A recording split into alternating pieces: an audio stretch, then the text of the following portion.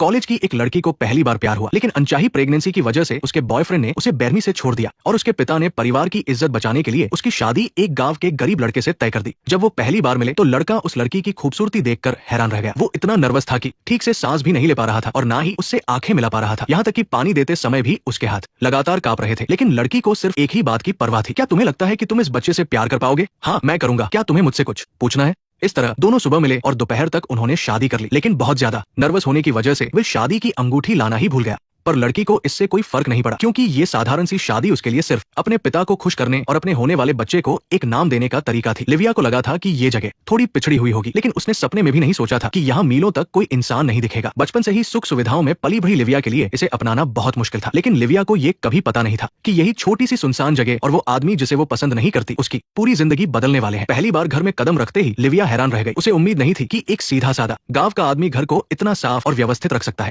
और उसके स्वागत के लिए उसने पहले से ही वाटर हीटर लगा रखा था और घर का सबसे बड़ा बेडरूम भी लिविया को दे दिया था। हालांकि वो दोनों अब पति पत्नी थे, लेकिन एक दूसरे के लिए बिल्कुल अजनबी थे। डिनर के समय भी शर्मिला रे कुछ बोल नहीं पा रहा था। तब लिविया ने ही चुप्पी तोड़ी। भले ही मैंने कभी खाना नहीं बनाया, लेकिन अगर मेरे पास एक रेसिपी बुक हो तो मेरे लिए कुछ भी मुश्किल नहीं है। आखिर वो आर्कियोलॉजी की स्टूडेंट जो ठहरी और उसका सपना एक आर्कियोलॉजिस्ट बनने का था। दूसरी तरफ रे की जिंदगी बहुत ही साधारण थी। वो बस अपने पिता के छोड़े हुए खेत को संभालना चाहता था और शांति से अपनी बाकी की जिंदगी बिताना चाहता था। डिनर के बाद रे ने खुद ही सारे बर्तन साफ किए। लिविया को समझ नहीं आ रहा था कि आखिर ये आदमी उसे इस हालत में क्यों अपना रहा है। वो खुद को रोक नहीं पाई और उसने पूछ ही लिया, मैं बस ये सोच रही थी कि तुमने इस शादी के लिए हाँ क्यों कहा। थोड़ी बातचीत के बाद दोनों अपने अपने कमरे में चले गए। लिविया ने अपने एक्स बॉयफ्रेंड का दिया हुआ नेकलेस पहना जिसमें उसी की फोटो थी। असल में वो अभी भी अपने उस पहले प्यार को भुला नहीं पाई थी जिसने उसे धोखा दिया था। अगले दिन लिविया ने अपने परिवार को फोन करने की बात कही। रे ने बिल्कुल मना नहीं किया, बल्कि तुरंत अपना काम छोड़कर उसे अपनी गाड़ी में ले जाने के लिए तैयार हो गया। रास्ते में खेतों को देखकर लिविया ने भी काम में मदद करने की सोची, लेकिन रे कहा चाहता था कि उसकी पत्नी इतनी मेहनत करे, इसलिए उसने लिविया से कहा कि वो बस घर का ध्यान रखे। जल्द ही वो दोनों पहुंच गए। लिविया ने अपनी बहन को फोन किया, लेकिन जैसे ही उसने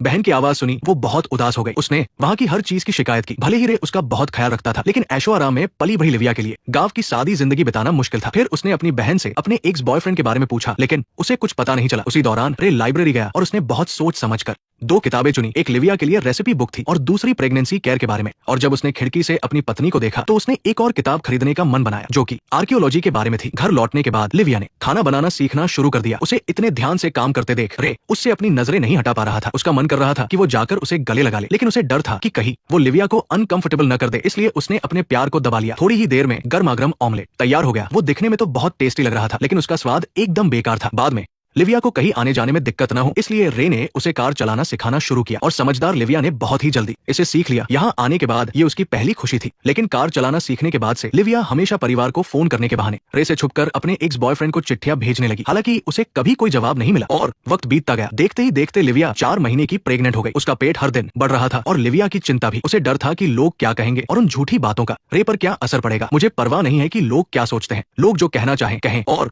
फुर्सत के पलों में वो दोनों लेक पर बोटिंग करने जाते थे। लिविया ने बातों बातों में बताया कि उसे स्विमिंग पसंद है, लेकिन यहाँ तैरने की कोई अच्छी जगह नहीं है। और उसकी इस छोटी सी बात को रे ने अपने दिल में बैठा लिया। अगले ही दिन रे खुदाई करने वाली मशीन ले आया। उसे आंगन में एक स्विमिंग पूल खोदना था। लिविया को यकीन नहीं हुआ कि उसकी यूं ही कही गई बात को कोई इतनी अहमियत दे सकता है। रे को मशीन के साथ जूझते हुए देखकर लिविया के दिल में उसके लिए एक अजीब सी भावना जगी। लेकिन रे का प्यार सिर्फ यही तक नहीं था। उसी रात जब रे की बहन का परिवार घर आया तो वे सब मजे से बातें कर रहे थे, लेकिन रे ने देखा कि उसकी पत्नी चुपचाप बैठी है, इसलिए उसने तुरंत बातचीत का टॉपिक बदलकर आर्कियोलॉजी कर दिया। और लिविया ये देखकर हैरान रह गई कि जिस रे को आर्कियोलॉजी के बारे में कुछ नहीं पता था वो उस पर इतने कॉन्फिडेंस से बात कर रहा था। उसने ये सब सिर्फ अपनी पत्नी को खुश करने के लिए किया था। इसके बाद से लिविया का उस आदमी के प्रति नजरिया काफी बदल गया। अगर वो अपने एक्स बॉयफ्रेंड को भुला पाती तो शायद रे कब का उसके दिल में जगह बना चुका होता। बाद में लिविया की मुलाकात 2 लड़कियों से हुई जो उसी की तरह काफी पढ़ी लिखी थी। उनके पास बात करने के लिए बहुत सारे टॉपिक थे और कई बातें एक जैसी थी, इसलिए वो बहुत जल्द ही अच्छी दोस्त बन गई। इससे हमेशा अकेलापन महसूस करने वाली लिविया बहुत खुश रहने लगी। उसने रे को उन लड़कियों के बारे में बताया, लेकिन उनके हालात थोड़े अलग होने के कारण रे नहीं चाहता था कि उसकी पत्नी उनके ज्यादा करीब जाए। पर लिविया की बात मानकर उसने उसे मना नहीं किया। रात को वो हमेशा की तरह अलग अलग कमरों में सोने गए, लेकिन इस बार रे उसके और करीब आना चाहता था। पर लिविया पीछे हट गई। वो अभी भी उसे अपना नहीं पा रही थी और ना ही अपने अतीत को भुला पाई थी। कुछ समय बाद लिविया की बहन उससे मिलने गाँव आई। शादी के बाद ये लिविया के लिए सबसे खुशी का दिन था, लेकिन वहाँ का माहौल देखकर उसकी बहन हैरान रह गई। उसे वो जगह एक सुनसान जंगल जैसी लगी, जहाँ एक तरफ बहन इतने अच्छे और महंगे कपड़े पहने थी, वहीं दूसरी तरफ लिविया के कपड़े बिल्कुल साधारण थे और उसे ठीक से फिट भी नहीं आ रहे थे। बहन को लिविया की ऐसी हालत देखकर बहुत दुख हुआ। उसे बुरा लग रहा था कि उसकी जवान बहन इस उजड़े हुए गांव में अपनी पूरी जिंदगी बर्बाद कर रही है। इसलिए उसने सोचा कि अगर वो सिर्फ रे पर घरेलू हिंसा और शराब पीने का झूठा इल्जाम लगा दे तो वो लिविया को अपने साथ ले जा पाएगी और बच्चे को भी एक अच्छी पहचान मिल जाएगी। लेकिन लिविया रे को अच्छी तरह से जानती थी, इसलिए बहन के लाख समझाने के बाद भी वो ऐसा गलत काम नहीं कर सकती थी। लेकिन फिर भी वो अपने एक्स को भूली नहीं थी। बहन के जाने से पहले लिविया ने उसे चुपके से एक चिट्ठी दी और कहा कि वो इसे उसके एक्स बॉयफ्रेंड तक पहुंचा दे। इस वक्त भी वो अपने एक्स के वापस आने के सपने देख रही थी। बाद में एक दिन घूमते हुए लिविया को लकड़ी का एक पुराना केबिन मिला, जिसके अंदर बहुत सारी पुरानी और ऐतिहासिक चीजें रखी थी। एक आर्कियोलॉजिस्ट होने के नाते उसके लिए ये किसी खजाने से कम नहीं था, इसलिए वो उन सभी चीजों को अपने घर ले आई। घर वापस आने के बाद लिविया ने खुशी से 2 छोटी चीजें निकाली और रे को अपनी खोज के बारे में बताया और कहा, तुम्हारे घर में कोई ऐसा शख्स भी है जो एक कमाल का एंटीक एक्सपर्ट है। उसकी ये बात सुनकर रे को बहुत खुशी हुई, लेकिन लिविया को इस बात का जरा भी अंदाजा नहीं था कि उसकी इस मेहनत पर पानी फिरने वाला है। अगले ही दिन जब लिविया घर आई तो उसने देखा कि जिन चीजों को वो इतना सहज कर रख रही थी,